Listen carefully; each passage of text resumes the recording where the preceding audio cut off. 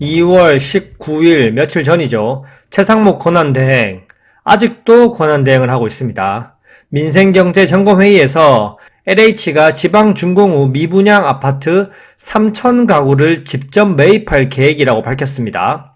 과거에도 몇 차례 이렇게 매입했었는데 이번 조치는 무려 15년 만에 이루어지는 조치입니다. 정말 나라에 망조가 들이우고 있습니다. 근본적으로 개선하기보다는 계속 내 인기에만 안 터지면 된다는 식으로 막기 급급하고요. 본인들의 부동산 자산 그리고 정치 인생을 지키기 위해서 마치 서민들을 위하는 척 전 국민적 지원금이 필요하다고 얘기하고 있고 추경도 얘기하고 있습니다. 과다하게 건설사 부양을 위해서 모든 전 국민들의 자금을 영끌하게 하더니 이제는 악성 미분양도 정부가 즉 국민의 세금으로 책임지고 있습니다. 대표적으로 환율, 국민연금과 외환보유고로 방어하고 있고요. 주식시장은 무제한 RP 매입으로 방어하고 있고 수출도 안 되는 부동산 경기는 계속 가격만 떠받들어서 콘크리트를 나중에 씹어먹고 살 것인지 또한 아파트는 묻지도 따지지도 않고 30년만 되면 재건축하게 만들어 놓고 그리고 부산, 대전, 안산, 철도 지하 우선 추진으로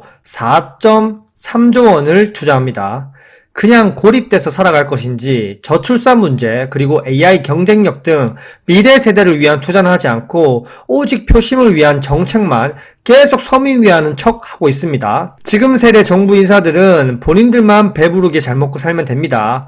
완벽한 님티, not in my terms 현상입니다. 이렇게 매입한 아파트는 분양 전환형 든든 전세주택으로 공급하는데요. 든든 전세주택은 6년에서 최대 8년까지 거주할 수 있고 이후에 분양 여부를 결정할 수 있습니다.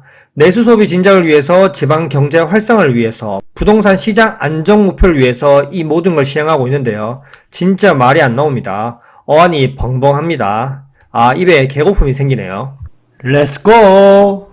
자, 3,000가구 매입 비용으로 약 3천억 원을 쓴다고 하는데 이 돈이 어떤 돈이고 어떤 의미를 가지는지 한번 보겠습니다. 이번에 준공 후 미분양은 총 2만 가구인데요. 이 중에서 지방이 1만 7천여 가구로 80% 이상입니다.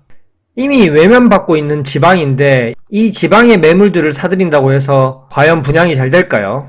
이미 과거에 2008년 경제 위기 때 준공 후 미분양이 5만 건을 돌파했고요. 지금은 2만 건인데 상당히 비교가 되죠.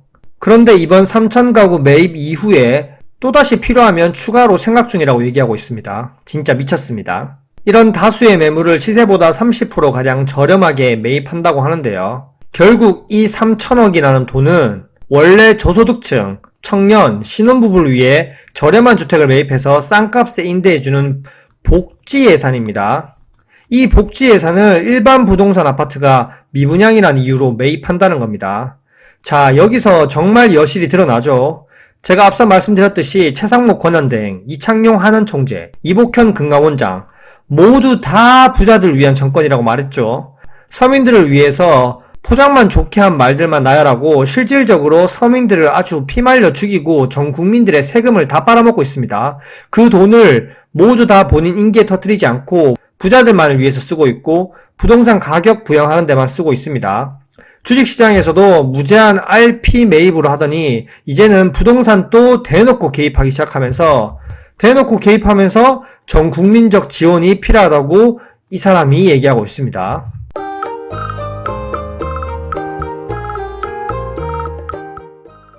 왜 이게 말이 안 되냐면 아파트 미분양수를 전국 기준으로 한번 보시면요. 현재는 약 7만 호를 돌파한 상황입니다. 근데 2008년 금융위기 때는 16만 원을 돌파했고요. 지금의 2배가 넘는 수치입니다. 근데 지금 2008년 같은 금융위기 수준이 터진 것도 아닌데 정부가 개입해서 악성 미분양 매물을 사들인다? 지금 부동산 가격은 빈부격차만 커질 뿐이고 비싼 곳을 더 비싸게 고공행진하게 만들고 있고 전국적으로 부동산 가격이 박살나는 시기도 아닌데 정부가 대놓고 개입하면서 국민 세금을 다 끌어쓰고 있는 겁니다.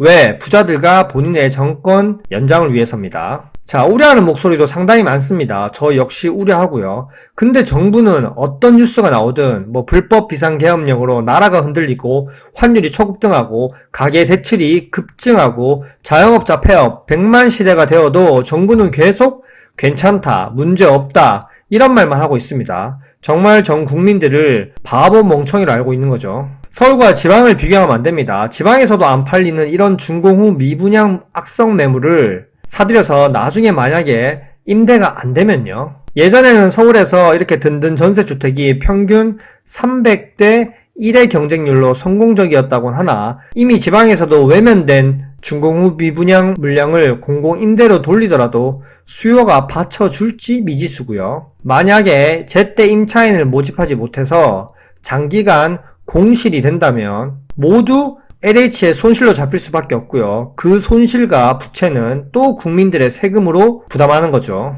그리고 분양하기 전까지 유지, 관리, 보수 비용은요. 역시 또 국민들의 세금입니다. 현재 LH의 부채가 23년 기준으로 154조고요.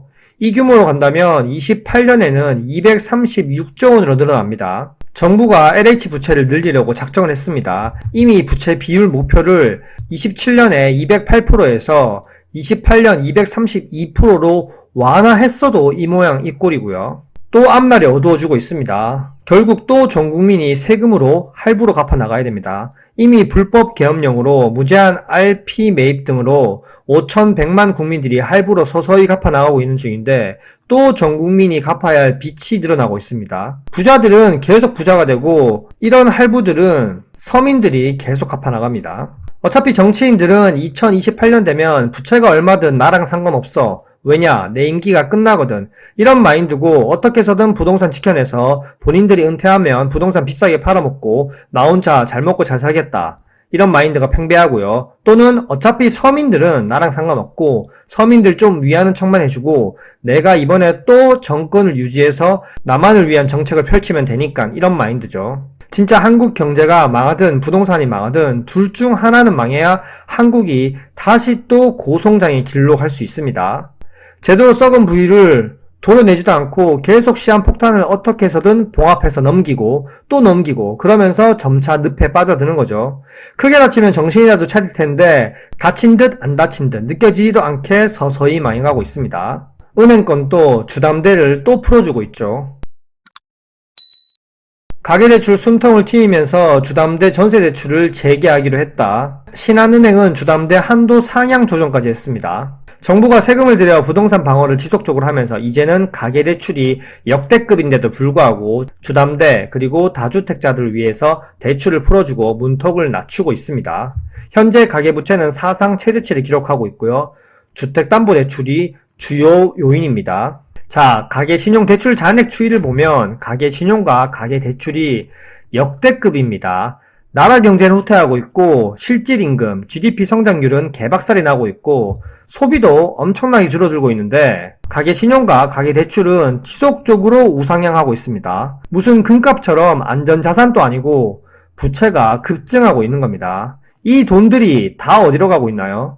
수출로 먹고 살아야 하는 한국에서 수출도 안 되는 콘크리트 건물로 가고 있습니다. 모든 돈이 부동산에 다 묶이게 되고요. 내수 경기 소비가 반짝 살아나는 착시 효과만 일으키고 장기 침체로 더 빠르게 가속화될 것입니다. 단기적으로 지표들이 반짝 상승할 수 있겠지만 이렇게 거대한 항공모함의 방향은 이미 한국 경제는 침체로 가고 있다고 얘기하고 있습니다. 거대한 흐름의 방향을 바꾸기는 쉽지 않을 듯 합니다. 이미 미국도 인플레이션이 재점화되고 있고 전세계 관세 우려에 소비 심리도 최악이고 또한 전세계 지정학적 불확실성도 가중되고 있는 이런 와중에 한국 정치인들은 난 몰라. 난 내 명의로 있는 부동산만 가격 높게 유지해서 신분 차이 만들고 고위급으로 죽을 때까지 살래.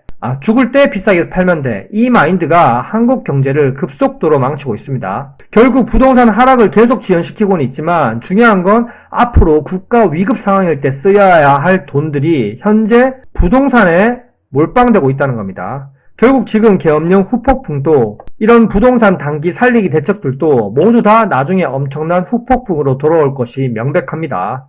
워렌 버핏처럼 우리도 현금 자산을 꾸준히 늘려야 할 시기입니다. 이상입니다. 안녕.